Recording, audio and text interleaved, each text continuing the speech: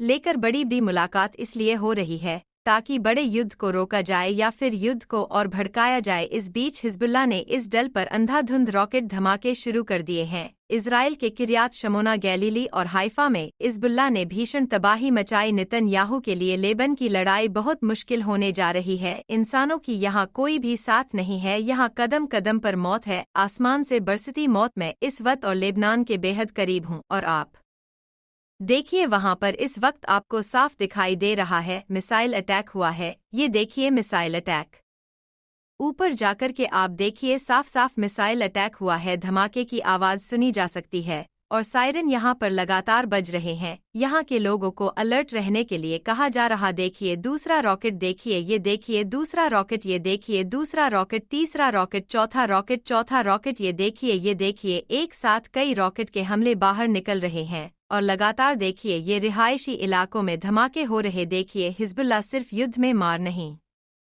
खा रहा, इजराइल को मार भी रहा है, तबीयत से मार रहा है। यस, मार इतनी भयानक है, उसका trailer new India reporter Arun Singh और वीडियो जर्नलिस्ट राकेश नेगी ने कैमरे में कैप्चर की है। ये शोर सुनिए, रॉकेट की रफ्तार देखिए, फिर धमाके का असर खुद बुद्ध समझ सकेंगे। कलेजा थर्र देने वाले दृश्य इराल में रहे हैं। कई सारे देखिए प्रोजेक्टाइल ये पर आपको दिखाई दे रहे हैं। हम लोगों को भी ये कहीं छपना पड़ेगा। देख, एक साथ कई सारे रॉकेट जबलाने ये पर मैं और मेरे कैमरामैन राकेश देखिए ऊपर की तरफ देखिए, धुआं देखिए और धुएं का गुबार देखिए। लगातार हिजबुल्लाह के हमले को नई धार मिली है। ईरान भी अब खुलकर इजराइल को दहलाने जा रहा है। वजह ईरान को अब एक ऑर्डर पर मिलेगा, हर हथियार खाने की डिमांड पर रातों रात मिलेगी। हाइपरसोनिक मिसाइल कुद्स फोर्स जब चाहे उसे मिल जाएगा। सुपरसोनिक आसमानी लड़ाका, ईरान को न्यूक्लियर थ्रेट हुआ तो एटम बम का भी हो जाएगा जुगाड़। इजराइल हो या अमेरिका, ईरान को अब किसी से नहीं डर। ईरान कभी भी इजराइल से नहीं डरा। ईरान ने हर बार इजराइल के हमले का जवाब दिया। ईरान ने बम के बदले मिसाइल से दहला, लेकिन अमेरिका के वॉर जोन में आने के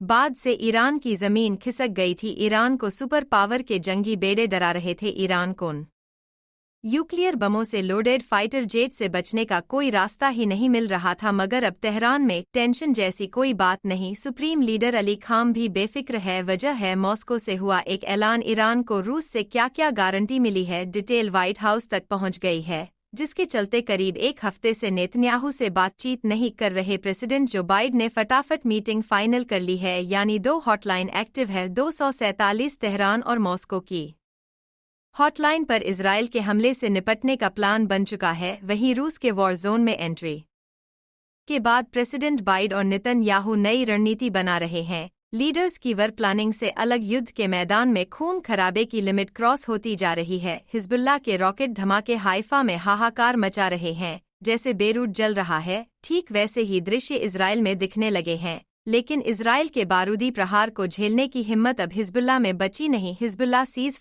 फायर की दहाड़ लगा रहा है, मगर इजराइल का मकसद साफ।